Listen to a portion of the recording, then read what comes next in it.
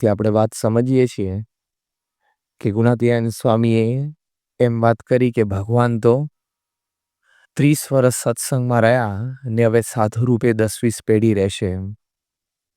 એટલે કે ગુણાતીત સત્પુરુષ દ્વારા ભગવાન સ્વામિનારાયણ આજે પૃથ્વી ઉપર પ્રગટ છે. અને એ દ્રષ્ટિકોણથી શ્રીજી મહારાજના બાળપણથી લઈને આપણે સ્વામીશ્રીના ચરિત્ર પણ એવા જ છે, એવું જ એમની વિચારધારા, વર્તન અને વાણીમાં સામ્યતા આપણને દેખાય છે. એ વાત આપણે સમજતા હતા. અને એમાં જે કાર્યાણીનું 6ઠ્ઠું વચનામૃત છે કે શ્રીજી મહારાજે વાત કરી કે અમે તો આ દેહ છે એ હરિભક્તો એટલે કે આ સત્સંગને અર્થે કૃષ્ણાર્પણ કરી રાખ્યો છે. એમ પરમ પૂજ્ય સ્વામીશ્રીએ પણ પોતાનો દેહ આ સત્સંગને અર્થે કૃષ્ણાર્પણ કરી રાખ્યો છે. એ આપણને તાદ્રશ દેખાય છે. આપણે સૌ એના સાક્ષી છીએ કે સ્વામીશ્રીએ પોતાની 84 વર્ષનું આ જીવન એ સંપૂર્ણપણે આ સત્સંગને અર્થે ઘસી નાખ્યું છે. એ બધી વાતો આપણે ગઈકાલે સમજતા હતા કે કેવી રીતે હરિભક્તોના વ્યવહારમાં મહારાજે રસ લીધો છે અને આજે કેવી રીતે સ્વામીશ્રી લે છે. ભક્ત વત્સલપણામાં આપણે એ પણ સમજ્યા હતા કે જેમ મહારાજ અનેક રીતે ભક્તોને વ્યવહારિક અનુકૂળતા કરી આપવા માટે પોતે ઘસારો વેઠતા, એમ સ્વામીશ્રી પણ હરિભક્તોને વ્યવહારિક અનુકૂળતા કરી આપવા માટે પોતે પણ સર્વ પ્રકારે ઘસારો વેઠે છે. એવી જ રીતે જેમ મહારાજ દરેક પ્રકારની વ્યવહારિક ધ્યાન મહારાજ દરેક પ્રકારનું રાખતા હરિભક્તોનું, એમ સ્વામીશ્રી પણ રાખે છે. એનું કારણ આપણે સમજ્યા હતા કે સ્વામીશ્રીએ પ્રોફેસર રેમન્ડ વિલિયમ્સને ઉત્તર આપેલો કે હરિભક્તોને કંઈક વ્યવહારિક અનુકૂળતા થઈ જાય, એમને સુંદર માર્ગદર્શન કે આશ્વાસન મળી જાય, એમને આશીર્વાદ મળી જાય, એને લઈને એનું વ્યવહારિક કાર્ય જો ઉકેલી જાય તો એમને વધારે સારી રીતે ભગવાન ભજવાની અનુકૂળતા આવે. એ હેતુથી અમે એમની સાથે આ બધા કાર્યોમાં રહીએ છીએ. એટલે શ્રીજી મહારાજના વખતથી આપણા સંપ્રદાયની આ પ્રણાલિકા છે અને આજે પણ સ્વામીશ્રીના જીવનમાં આપણને જોવા મળે છે. અને ઘણા બધા કુટુંબો તો આજે સત્સંગમાં એવા છે કે જે તન મન ધન સર્વ પ્રકારે ન્યોછાવર છે. તો એ કુટુંબના જાણે વડીલ સ્વામીશ્રી પોતે જ હોય. એ કુટુંબમાં દરેક નાના મોટા નિર્ણય સ્વામીશ્રી જ લેતા હોય. બાળક જન્મે તેનું નામ પાડવાથી માંડીને કોઈ વડીલોની નાની મોટી મુશ્કેલીઓ હોય અથવા તો કુટુંબમાં એકદમ કંઈક ખાનગી કદાચ એવો પ્રશ્ન હોય તો પણ બધા જ નિર્ણયો એ પ્રમુખ સ્વામી મહારાજ જ લે છે. ઘણા કુટુંબો તો એવા છે એમાં એકદમ આઉટરાઇટ સ્વામીશ્રી નિર્ણય આપી દેતા હોય છે, ઘણી વખત એમની ગેરહાજરીમાં પણ. કારણ કે સ્વામીશ્રીનો એવો વિશ્વાસ છે કે આ કુટુંબમાં નાના મોટા ભાઈ બધા જ એમને ભગવાન સ્વામિનારાયણની ભક્તિ છે અને પોતાના પ્રત્યે એટલો બધો પ્રેમ છે કે એમનું કહ્યું બધું જ માનશે. તો મહારાજને પણ ઘણા બધા કુટુંબો વિશે આવો વિશ્વાસ હતો અને આજે સ્વામીશ્રીને પણ ઘણા બધા કુટુંબો વિશે એવો વિશ્વાસ છે. એ એમનું ભક્ત વત્સલપણાનું પ્રતિબિંબ છે. શ્રીજી મહારાજ એક વખત ત્યાં મચ્છિયાઓ ગામે બિરાજમાન હતા. સાયમ સભા પૂરી થઈ એટલે મહારાજ કંઈક આમ વિચારમાં ઊંડા ઉતરી ગયા. એટલે હરિભક્તોએ બધા વ્યક્તિગત દર્શન કરી અને ત્યાંથી વિદાય લેતા હતા.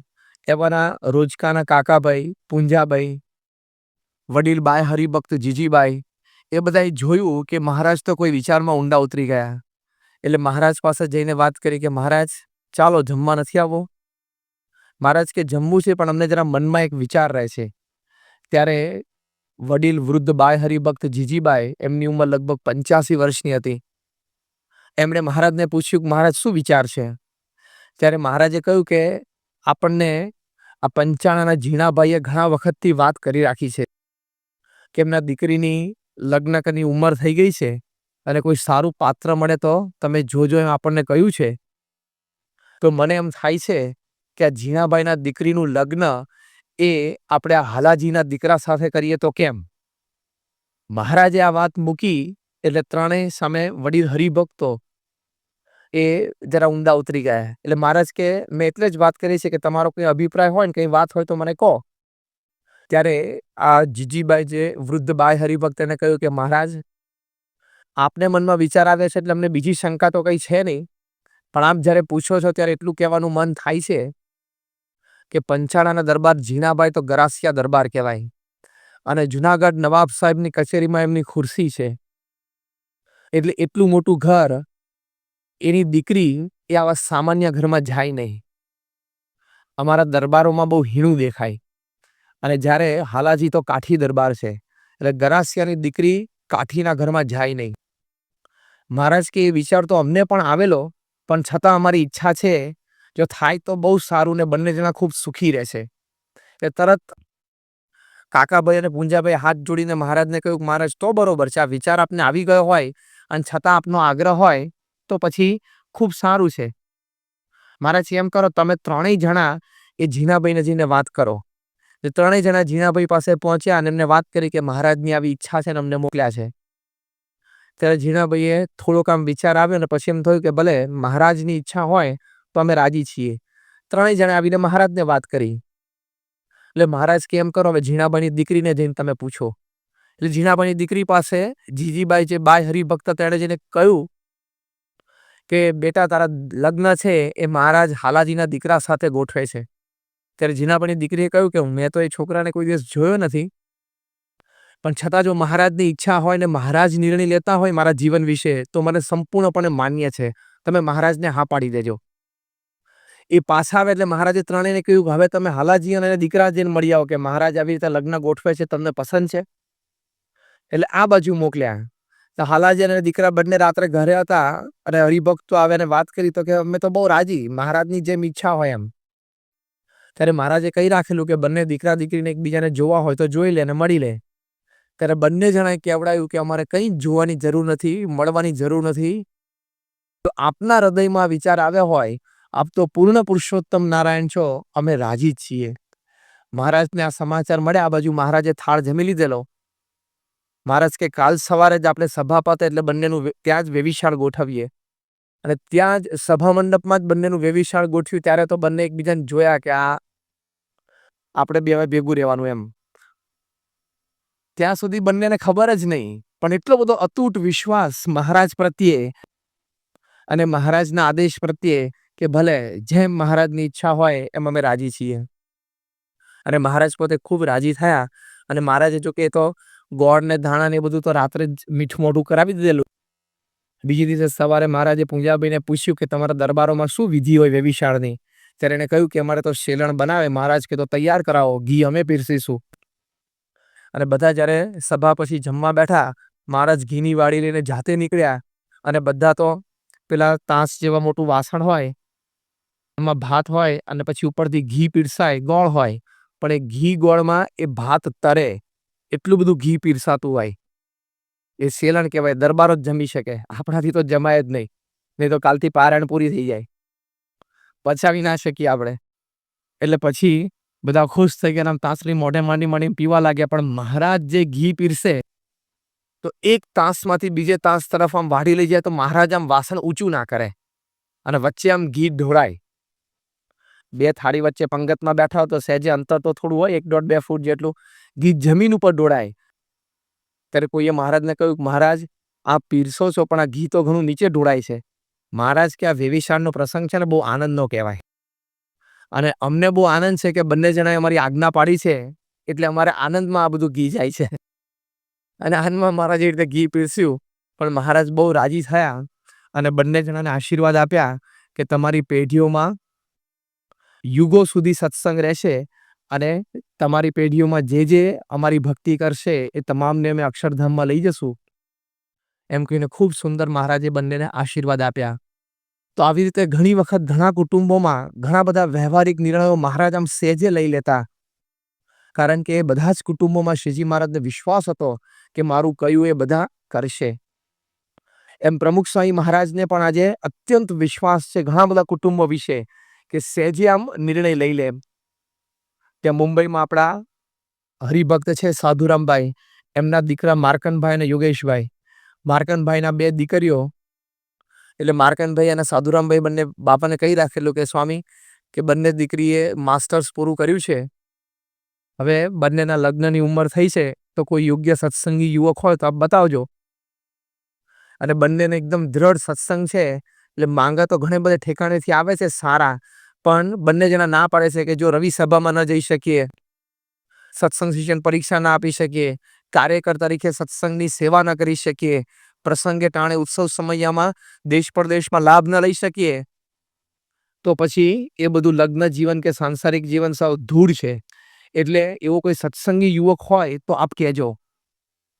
સ્વામીના મનમાં પણ હતું, પણ હવે એ કુટુંબ તો આટલું બધું એકદમ બહુ ઊંચું ઘર કહેવાય ને બધી રીતે ધનાઢ્ય કહેવાય અને મલ્ટી કરોડ બિઝનેસ બધા, એટલે એના યોગ્ય આવો ચુસ્ત સત્સંગી યુવક શોધવા એ ઘણી વખત આમ અઘરું થઈ જાય. અને નિયમ ધર્મ પણ એકદમ દ્રઢ. હવે આ તો બહાર પાણી પણ ન પીવે એ કક્ષાનો સત્સંગી યુવક બધી રીતે લૌકિક અને સત્સંગની દ્રષ્ટિએ શોધવો એ સાહેબ સ્વામીના મનમાં પણ હતું. અને જ્યારે માર્કંડભાઈ કે યોગેશભાઈ કે સાધુરામભાઈ સ્વામીને મળે ત્યારે આ વાત કરતા. 1-1.5 વર્ષ વીતી ગયું હશે. સ્વામી એક વખત મુંબઈમાં હતા અને રાત્રે સ્વામી શ્રી જમી રહ્યા અને પછી વ્યક્તિગત મુલાકાતો પૂરી થઈને સ્વામી ઊભા થઈને અંદરની રૂમમાં જતા હતા. ત્યાં ખૂણામાં આપણે એક યુવક છે કેદાર ઠક્કર, એને સ્વામીએ જોયો. એ સ્વામી કે કેદાર અહીંયા આવ. એટલે નજીક આવ્યો. સ્વામી કે શું કરસ તું? કે સ્વામી મેં ભણી લીધું. સ્વામી કે તું શું ભણ્યો? તો કે કમ્પ્યુટર એન્જિનિયરિંગનું. એટલે સ્વામીને કે કમ્પ્યુટર એન્જિનિયર કે કમ્પ્યુટર એપ્લાયન્સીસ કે કમ્પ્યુટર સાયન્સ કે તેમને એક પેટર્ન શબ્દ છે. સ્વામી કે તને કોમ્પ્યુટરનું બધું તે ભણી લીધું? તો કે હા. સ્વામી એકલો આગલો જ શબ્દ વાપરે છે, પાછળ એન્જિનિયરિંગ કે એપ્લાયન્સીસ કે ડિઝાઇન કે કાંઈ જ નહીં. એ કે સ્વામી કે કમ્પ્યુટરનું બધું ભણી લીધું? તો કે હા બાપા મેં બધું ભણી લીધું. સ્વામી કે હવે તારે શું કરવાનું છે? કે સ્વામી મારે અમેરિકા જવાનું છે અને H1 આવે એમ છે કે 2 કે 3 કંપની સાથે વાત ચાલે છે, હું ત્યાં જઈશ. સ્વામી કે ક્યારે જવાનું છે? તો કે હવે નક્કી થાય પણ 1.5 મહિનામાં કદાચ જવાનું થશે. કે તારા લગ્ન થઈ ગયા બાકી છે? એ કેદાર કે સ્વામી મારા લગ્ન ક્યાં થયા છે? મારા લગ્ન થાય તમને ખબર ના હોય? મારા નથી થયા. સ્વામી કે પછી એમની આમ ટિપિકલ જે સ્વામીની આમ સ્ટાઇલ છે, અમુક અગત્યની વાત કે ઇન્ફોર્મેશન જોતી હોય તો એમનું મોઢું નાક બંને ઝીણી થઈ જાય. કેમ તે કે આમ જોઈ રાખ્યું છે કે એમની જે સ્ટાઇલ છે ને પૂછવાની એમ. એટલે સ્વામી એને પૂછ્યું તે આમ કંઈ જોઈ રાખ્યું છે કે? એટલે કે ના ના સ્વામી કાંઈ નથી જોઈ રાખ્યું, મારે કંઈ વાત નથી, હું અમેરિકા જાઉં, સેટલ થયું, 1-2 વર્ષ પછી મેરેજ માટે આવીશ. એટલે સ્વામી એકદમ એની છાતી ઉપર આંગળી મૂકીને કે સ્વામી કે જો હવે તારે ક્યાંય જોવાનું નથી, ક્યાંય તું વાત ના કરીશ, હું તને કહીશ ક્યાં કરવાનું કે. તો પેલા કે ભલે સ્વામી. એટલે એક બુકિંગ કરી નાખ્યું સ્વામી એમ. પછી થોડા દિવસો પછી સ્વામી સવારે પૂજા પહેલા ઠાકોરજીના દર્શન કરવા માટે પધારે ત્યારે ઘનશ્યામ મહારાજના દર્શન કરીને સ્વામી શ્રી આ બાજુથી નીકળતા હતા. એ જાળીની બહાર સાગરને ઉભેલો જોયો, સાગર દિવ્યેશ સાગર. એટલે એ ત્યાં ઉભો હતો એટલે સ્વામી આમ નજર પડીને સ્વામીએ એકદમ જાળી પાસે નજીક જઈને કહ્યું કે હું અત્યારે હમણાં નાસ્તો કરી લો પછી મને ઉપર મળ. એ કે સારું. એટલે સ્વામી પૂજામાં બેઠા એટલે તરત એને જોબ પર ફોન કરી દીધો કે આજે હું બપોર પછી મોડો આવીશ. કારણ કે એને સ્વામીએ બોલાવ્યો તો નાસ્તા પછી મળો એટલે 10-10:30 થઈ જાય, ત્યાં સુધીમાં તો જોબ શરૂ થઈ ગઈ. એટલે કીધું કે હું હાફ લીવ છું, બપોર પછી આવીશ. અને પછી ત્યાં નાસ્તામાં દર્શન માટે બેઠો ને પછી નાસ્તો પૂરો થઈને સ્વામી પાસે સ્વામી કે હમણાં ઉભો ને બધું પતી જાય પછી છેલ્લે તને મળું. બધા 100-150 મુલાકાતીઓ બધા પૂરા થાય પછી સ્વામી એને પૂછ્યું શું કરસ? તો કે મેં કમ્પ્યુટર એન્જિનિયરિંગ પૂરું કર્યું. સ્વામી કે હવે શું છે? તો કે ન્યુઝીલેન્ડ જાઉં છું. સ્વામી કે થઈ ગયું? તો કે આ વિઝા ને બધું આવી ગયું. સ્વામી કે તાર લગ્નનું? તો કે સ્વામી લગ્ન નથી થયા મારા. કે લગ્ન ક્યાં થયા છે? તો કે સ્વામી કે તે શું વિચાર્યું? તો કે મેં સ્વામીજી કે વિચાર્યું નથી, હજી તો હું જઉં પછી 1-2 વર્ષ પછી આવીશ.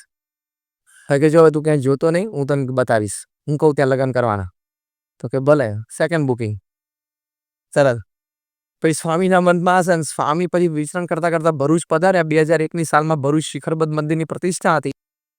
ના થોડા દિવસો પહેલા જે સુવર્ણ કળશ અને ધજાદંડ જેનું હમણાં જેમ દિલ્હીમાં સ્વામીએ પૂજન કર્યું એવી રીતે પૂજન વિધિ હતી.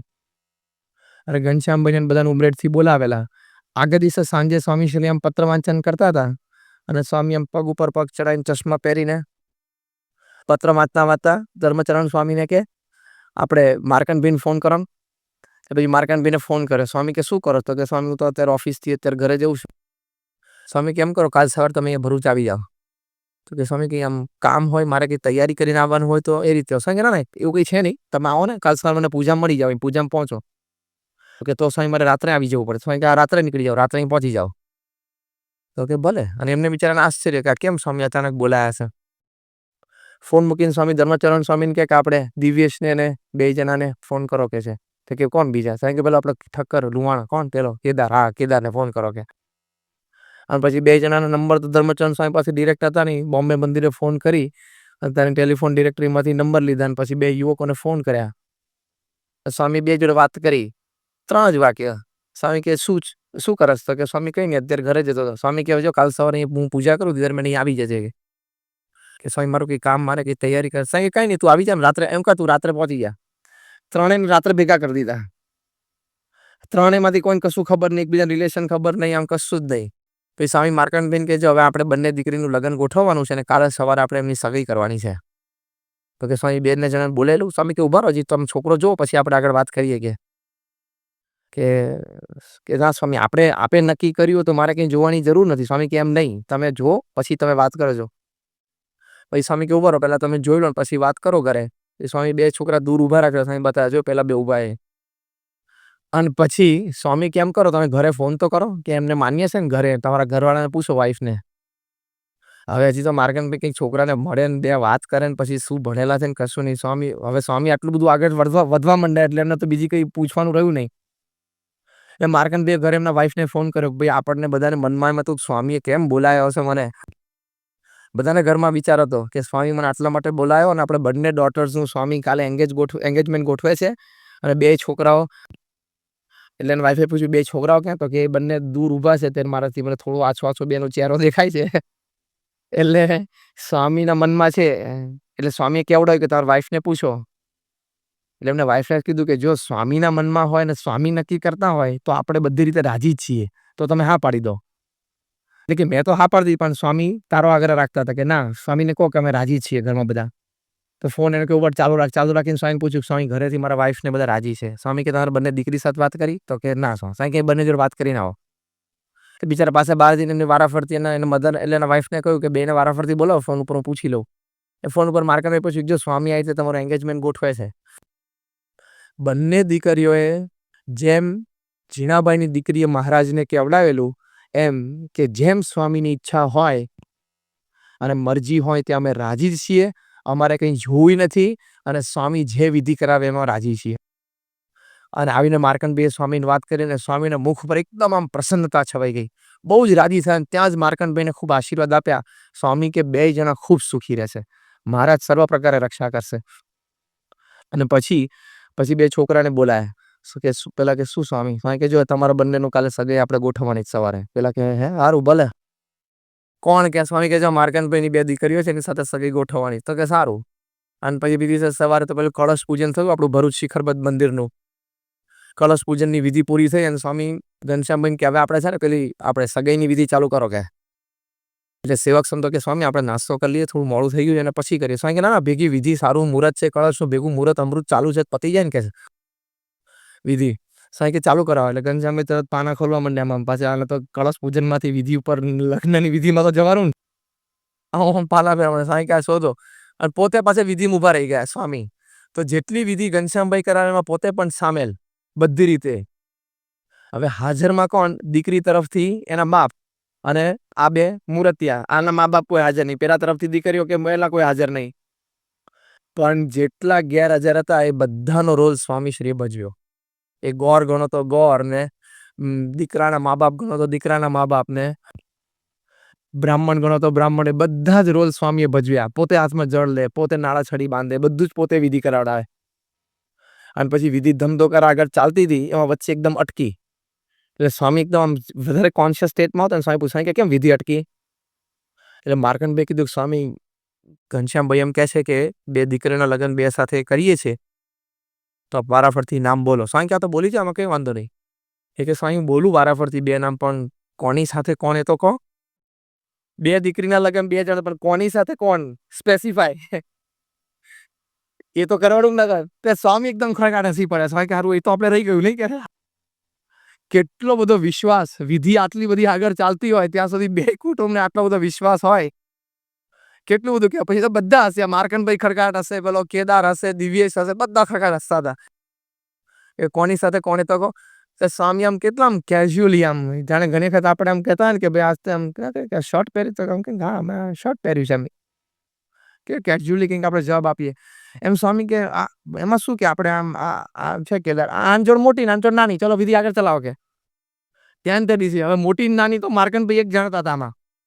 સ્વામી મોટી નાની બોલે, સ્વામીને ખબર નહીં કોણ મોટી ને કોણ નાની. પેલા બેને કઈ ખબર નહીં કોણ મોટી ને કોણ નાની. મોટી નાની બોલ્યામાં ખાલી માર્કંડભાઈના ફાધર એક જ સમજતા હોય ને. પણ સ્વામી કે ચલો વિધિ આગળ જતા પેલા આવે કે હારણ પેલા ને ખાલી કેટલું યાદ રાખવાનું, તું મારે મોટી નાની એટલું જ યાદ રાખવાનું હશે ને. નામમાં બીજું તો જોયેલું જ નહીં કશું. પાણી હાથમાં રાખીને વિધિ ચાલુ કરાવતા હતા. અને વિધિ બધી આગળ ચાલુ રાખી અને પછી વિધિ પતિને સ્વામી ખૂબ આશીર્વાદ આપે, મીઠું મોઢું કરે, સાકર પોતે જાતે મોઢામાં મૂકીને ખૂબ આશીર્વાદ સ્વામી કે બે જણા ખૂબ સુખી રહેશો, કાયમ તમારી પેઢીઓમાં સત્સંગ રહેશે, ખૂબ આશીર્વાદ આપ્યા.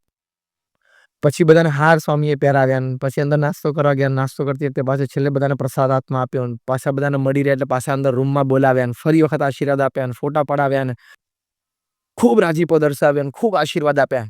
તે રૂમમાંથી વિદાય લેતા હતા એટલે સહેજે આપણને આમ તે હોય જોજો કે સ્વામી સાથે આપણે મળીને આવે તો આમ નીકળતી વખતે આમ સહેજ આમ દર્શન કરતા જઈએ, બાળાની બહાર નીકળતા એટલે આમ પાછળ ફળે ને તો સ્વામી આમ નીચું જોઈ આમ હસતા હતા. અને એમની ટેવ છે ઘણી વખત જમણા હાથ છે ને આમ જમણા પગ ઉપર આમ કરતા હોય છે, આમ હસ્યા. એટલે 3 જણા ઉભા રહી ગયા દરવાજે.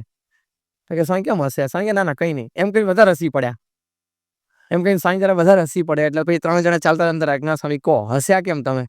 સ્વામી ના કઈ નહીં. તો કે ના સ્વામી તમે હસ્યા એટલે તમારા મનમાં કંઈક વિચાર તો હશે. એટલે સ્વામી કે જો બીજો તો કઈ વિચાર નહીં, પણ તમે પાછા મુંબઈ જાઓ છો પાછા મળી લેજો, એકબીજાને ઓળખાણ કરી લેજો કે હવે આપણે બે ભેગું રહેવાનું છે. હવે તો કરવાના જ છે ને. પણ આવી રીતે આ ભક્ત વત્સલપણું છે કે પોતાના આશ્રિત હરિભક્તોની તમામ પ્રકારની ખેવના રાખી એના આલોક ને પરલોક બધી રીતે એને સુખ વર્તે એવી એમની જે સંભાવના રાખવી એ ગુણાતીત સત્પુરુષનું એક લક્ષણ, એક આગવી એમની આદત છે. એ આપણને એમના જીવનમાં દેખાય છે.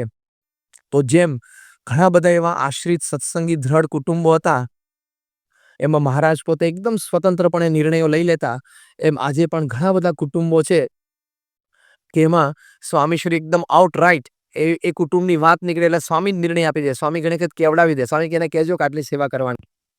આઉટરાઇટ નિર્ણયો આપી દે. એ અતૂટ વિશ્વાસ એમનામાં આપણને દેખાય છે. ત્યારે એમનું ભક્ત વત્સલપણું છે. સામે આવા સત્સંગી કુટુંબોને પણ એટલી ક્રેડિટ છે કે આવા સમર્પિત હોય છે, આવા સમજણવાળા હોય છે.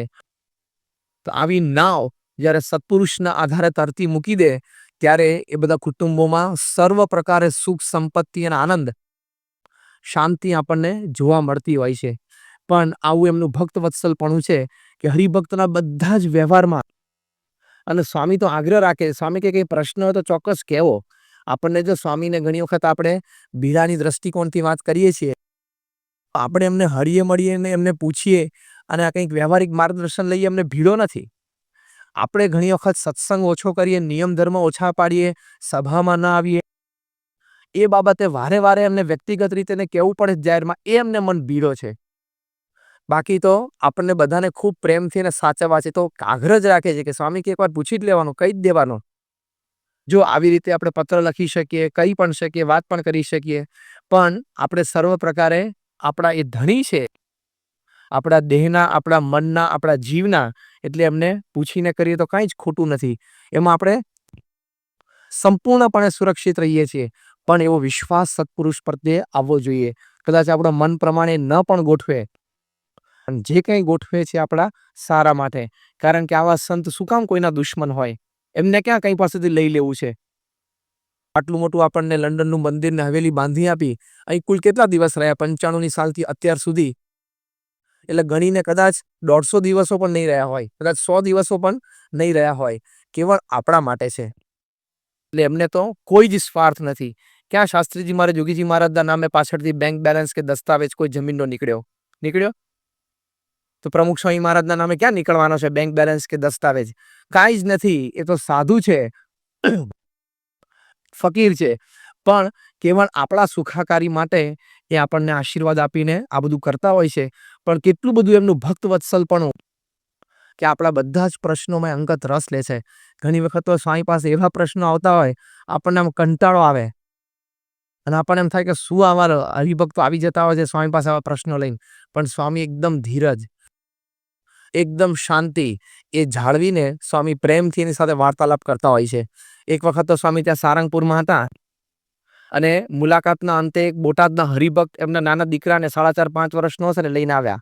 અને સ્વામી તો તે વખતે પલાઠી વાળીને નીચે બેસી શકતા. ભોજનને મુલાકાત દરમિયાન આમ નીચે બેઠેલા. ઘણા વર્ષો 12-14-15 વર્ષ પહેલાનો પ્રસંગ છે. તો સ્વામી આમ બેઠેલા અને એમના બાપા પાસે નજીક આવી અને સ્વામીને અટેન્ડ કર્યા વગર સીધા છોકરા સાથે વાત કરવા માંડ્યા. કહી દઉં સ્વામી? એટલે પેલો બિચારો મૂંઝાયા કરે, બાપ સામે જોવે, સ્વામી સામે જોવે. સ્વામી કે કહી દઉં છું. સ્વામી બે સામે જોયા કરે. હવે આપણને કંટાળે, ભીતર બોલવું હોય બોલ ને, તાર શું કહી દઉં અંદર બહાર પતાઈને આવવાનું.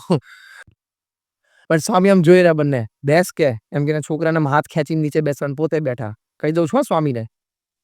સ્વામી એકદમ ધીરજથી, આપણે તો કંટાળી જાય, ભાઈ બોલને જે બોલવું હોય. પછી એને વાત કરી, સ્વામી આ મારો દીકરો અને એને આબુ આપણે ત્યાં આપણા ગુરુકુળમાં ત્યાં છાત્રાલયમાં મૂકેલો, પણ તરત પાછો આવતો રહ્યો. એને એક એવી આદત છે કે કોઈને ફાવે નહીં, ગમે નહીં. અમને ઘરમાં નથી ફાવતું, અનુકૂળ આવતું. સ્વામી કે શું? કે સ્વામી આટલો મોટો થયો પણ એને ખબર નથી પડતી સંડાસ ક્યાં જવું. તમે એને સમજાવો સંડાસ કઈ રીતે ક્યાં જવું. કે હવે આવા કઈ સ્વામીનો વિષય છે અને સ્વામી આ ધંધા કરવાના છે. તો સ્વામી આમ જાણે કોઈ મને મોટી જમીન લેવી હોય ને કઈ મોટો પ્રશ્ન હોય ને $1 million ઇન્વેસ્ટમેન્ટ હોય ને એમાં જેટલો રસ લેતા હોય ને એટલા પ્રેમથી તો સ્વામી આમ આખું ડિસેક્શન શરૂ કર્યું પ્રશ્નનું. સ્વામી કે એને આમ શારીરિક કે માનસિક કઈ તકલીફ છે? એટલે એને પપ્પા કે ના. સ્વામી કે તપાસ કરો? તો કે સ્વામી છેક અમદાવાદ ને વડોદરા સુધી તપાસ કરાઈ છે, બધા ટેસ્ટ કરાય, કોઈ શારીરિક માનસિક તકલીફ નથી. એટલે એક સ્વામી મનમાં હતું ક્લિયર થયું. તો સ્વામી એકદમ લોકલ ક્વેશ્ચન શરૂ કર્યા. સ્વામી કે આમ ગમે ત્યારે સંડાસ કરી જાય ચડ્ડીમાં? તો કે હા, ગમે ત્યારે સંડાસ કરી જાય. તો સ્વામી કહેવાય કે તકલીફ તો છે નહીં. તો સ્વામી પેલા ભાઈને પૂછ્યું, એના પપ્પાને. સ્વામી કે આમ તમારા ઘરમાં સંડાસ છે તો ખરું કે? પેલા બિચારા કે બહાર જવાની કદાચ શરમ આવતી હશે, ઘરમાં છે કરો ને. હવે કે નાના સ્વામી ઘરમાં છે ને કે વ્યવસ્થિત છે. એટલે ઓકે, સેકન્ડ ક્વેશ્ચન સોલ્વ. કે સ્વામીએ પાછું ફરી પૂછ્યું. સ્વામી કે છે બરોબર, પણ તમે એને બતાવ્યું છે કે અહીં જવાનું, આવું કંઈક થાય તો અહીં જવાય એવું કહ્યું છે? તો કે નાના સ્વામી કે નાનપણથી તો બતાવ્યું તો હોય જ ને કે. અને પછી સ્વામી આખું આમ ચેન્જ કર્યું, છોકરા તરફ પૂછ્યું. સાહેબ કે તને ખબર છે આવું કંઈ થાય ક્યાં જવું? પેલા આમ ધીમેથી આમ હા પાડી, આમ બોલ્યો કે નહીં, ખાલી આમ હા પાડી. તો સ્વામી કે તને એવું આમ થાય કે મારે જવું છે તરત દોડી જવાનું, ત્યાં સંડાસમાં જવાનું? તો પેલો બિચારો ઇનોસન્ટલી સ્વામી કે પણ સ્વામી મને એવું થાય પણ જવું એ પેલા થઈ જાય છે કે. તો સ્વામી એકદમ એના માથા ઉપર હાથ મૂકીને દાઢી ઉપર હાથ મૂકી, નાનો છોકરો 4-5 વર્ષ. સ્વામી કે જો તને એવું મનમાં થાય કે જયારે જવું છે તારા તરફ દોડીને જતું રહેવાનું ત્યાં. અને સ્વામી પેલા પાછી પ્રેક્ટિકલ એડવાઇસ પેલા એના ફાધરને આપે. સ્વામી કેવું ને તો તમારે પર દરવાજો લોક નહીં રાખવાનો, તમે લોક ખોલતા આવડે નહીં, લોક ખોલે ત્યાં સુધી થઈ જાય. સ્વામી કે તમારે લોક નહીં રાખવાનું કે બહારથી. હવે આવો નાનો પ્રશ્ન, એકદમ આમ બોગસ પ્રશ્ન, એમાં કેટલો બધો આમ સ્વામીને પણ એક ભક્તવત્સલ પણ એમાંથી દેખાય આપણને કે પોતાના ભક્તો પ્રત્યે કેટલો બધો અપાર પ્રેમ.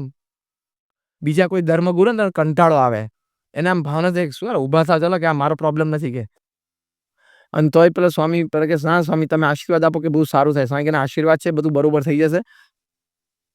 સ્વામી પેલા છોકરાને કહેજો તારે એવું હોય ને, હમણાં શરૂઆતમાં એના બાપુજી કે તમે ધ્યાન રાખજો સહેજ, અને તારે છે ને હમણાં થોડા દિવસ એવું હોય તો તારે તરત એવું થાય ને તો તારે કહેવાનું પપ્પા મારે જવું છે એવું કહેજે તું.